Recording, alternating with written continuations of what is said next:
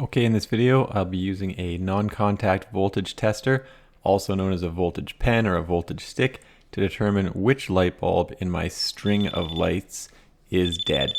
In my opinion, this is the fastest way to find a dead light bulb in your string of lights. So you can see using the voltage tester on a good string, on both sides of the light bulb, the voltage tester will sense voltage, but on this dead string, you can see it'll either sense no voltage on both sides or it'll sense voltage on one side and no voltage on the other. So this is really the way to identify the bad bulb.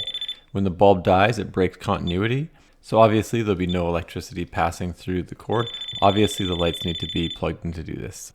That's how you find it. If your voltage tester reads voltage on one side of the bulb but not on the other, you have just found the dead bulb.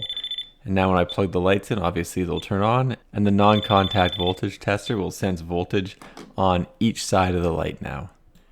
I do pull the light bulbs fairly far away from the rest of the strand when I test them, and that's because these voltage testers are very sensitive, and if it's too close to a live wire, it will sense the voltage from that wire. So you do need to keep it isolated as much as possible to avoid getting a false positive. There's no requirement to pull all the bulbs out and put new ones in. This voltage tester does it fast and easy.